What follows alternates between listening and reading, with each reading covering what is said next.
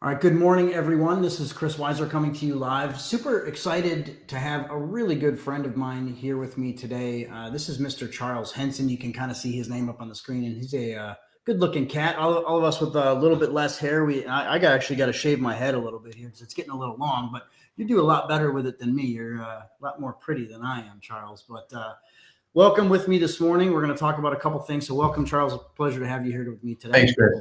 Great to be on, man. So Charles and I go way back. We were actually in a peer mastermind group.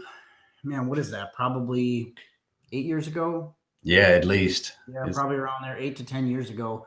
Yeah. We were both very new. I don't want to say new in business, but we were kind of in the infancy of what our businesses are today. And it was, we've always gotten along and just had a really good relationship with each other. And, Charles and I have always bounced a lot of things back and forth. And I'm really excited that he's going to be coming to speak live at my live event that James Kernan and I are putting on in a few weeks here in San Diego. So Charles is going to come on the Friday, December 14th. And you guys see in the post that I put below here, we have a registration link. You can come. This is a free live event that you can come to. It's live.mmpeergroups.com. But Charles, let's talk a little bit about kind of what your business is, what things are you going to talk about in your presentation? What things are you going to teach people, and what are they going to leave with coming out of your talk? Sure, absolutely. Well, one of the things, and I attribute this to, a lot of people in our industry that I've worked with and grown from. And, starting back in the basics of where my company used to be and where it is today, it's totally night and day. Barely reaching $1 million and no recurring revenue to today where we're hitting, 3.5, and we got over $200,000 monthly recurring revenue.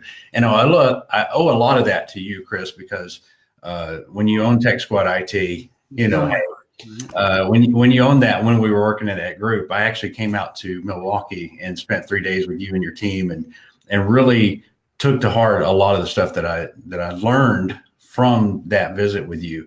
And I've done that since with other MSPs. So that's how I go out. I visit with people and I learn from what they're doing inside their business. And I get MSPs calling me all the time saying, "Hey, can I stop in your office? Can I, I spend a day there?" And I'm like, "Yeah, absolutely." Because I want to give back. Because one of the things that really helps in business is to get your head out of the sand and to look around and see what other people are doing that's successful, as well as what they did that was wrong and pitfalls to avoid, right? And so really one of the things, right? It just like takes it and goes to that point with you. Yeah, absolutely. And so one of the things that I'm really excited about San Diego is I want to share with everybody how I've continued to grow and evolve from just the small, $1 million business to, tripling that and getting away from break fix and really just focusing on managed services and managed security, what we're doing in that sweet spot as well as how we've added over $1 million worth of recurring revenue this year alone. We're at $88,000 in new recurring revenue to date. And so I'm pushing for 100. I know I only have 30 days left, but man, I'm so freaking close. I'm going to push. And, hey, man, come on, you can do that, right? Yeah, right. Hell, if I've added 88 so far, what's another 12? That's absolutely. So I've got 30 days. I noticed you said there is, you came up and I still remember that you spent a couple of days on the road with my sales guy. Yep. You spent time with me. We went through all these different things. It was, we were actually in a pretty big office at that point up in the Milwaukee market. But something I took from what you just said is you took all that and then you executed it. And to me, that's probably the biggest difference that I see between successful companies and ones that just kind of spin their wheels is they don't necessarily take to heart how critical not only the execution is, but the long-term execution, actually putting all those plans into place and then doing it. It's hard. It's monotonous. It's a difficult thing to do. How do what ways and what are you going to talk about related to that? And what ways have you used it internally for yourself to keep yourself and your team motivated when things are harder and monotonous? Well, you have to just know that every step that you take, every step forward that you take, you may get punched, you may get knocked down. But, I saw Lou Ferrigno talk one time, And I asked him, I mean, I was going through a rough time at that time, and said, look, when your train gets derailed and you get off track, what do you do? And he said, look, you close the door, put it behind you.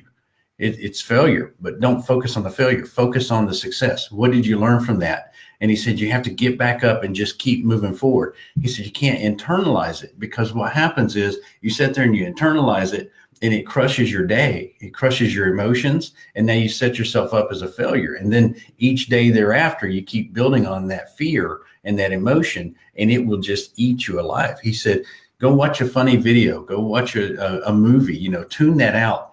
Close that door, move on, go find something positive to look at, listen to, get motivated, get back out there and take another stab at it. He said, because that opportunity, maybe it wasn't right for you.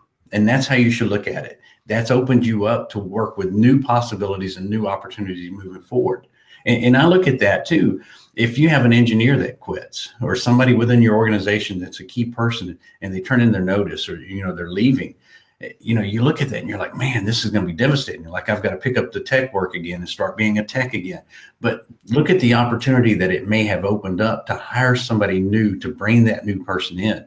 And a business opportunity lost, if it was a client that you lost on price, be thankful that you lost them today on price, because you would have invested a lot of time working with them, and you would have lost them in the future on price because they don't value what you do.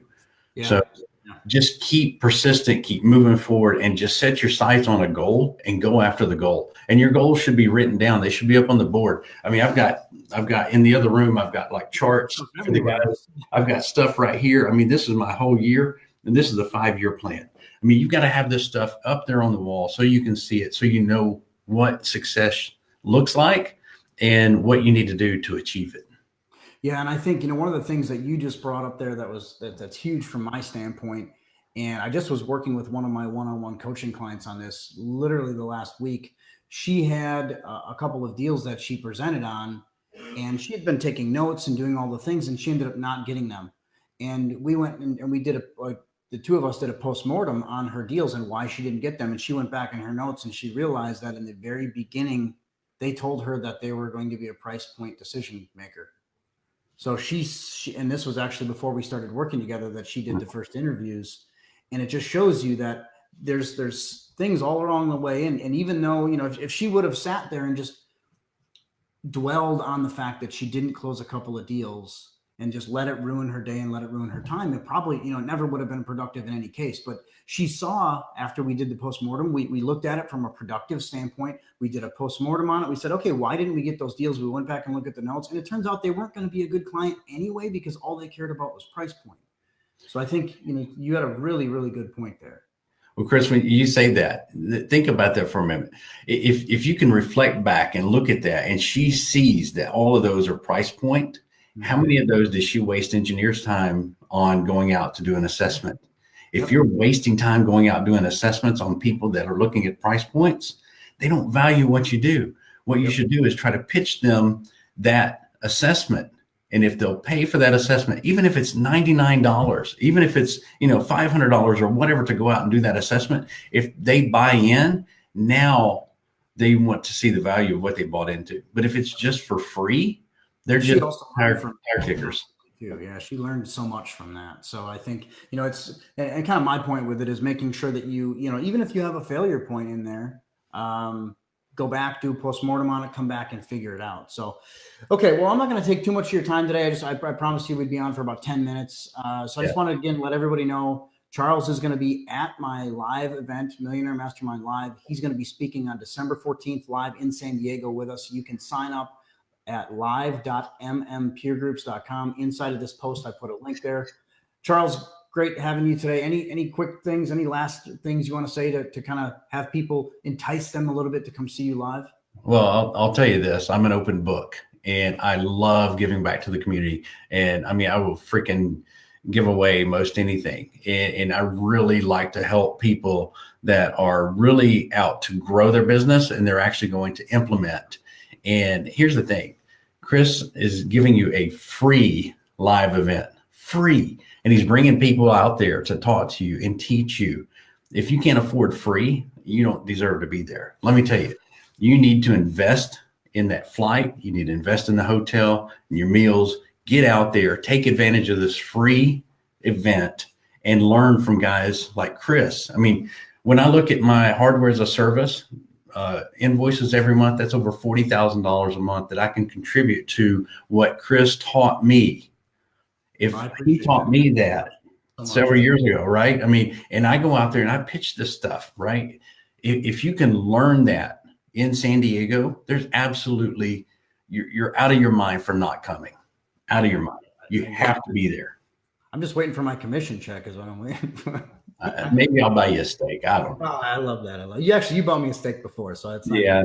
So I'll buy you a steak. But just love the fact that you're a part of that community. I absolutely believe in that giving back mentality too. That's part of the reason, we have sponsors that come to this event. The sponsors are the ones that pay for the event. So it's, it costs us a good amount of money to put on, but we're a huge believer, both James Kernan and myself, in giving back to the community, just like you're talking. So yeah, again, thanks for coming on today. Really excited to hang out with you in a couple of weeks. In fact, that's I think 2 weeks from today, we'll be hanging out in San Diego together. So I know it's last minute, guys, but book your trips. Come see Charles, live.mmpeergroups.com. You guys have a great day. Charles, you have a great day, sir. Have a great weekend. Thanks, Chris. Yep, we'll see you, buddy. You guys have a good day and keep crushing it.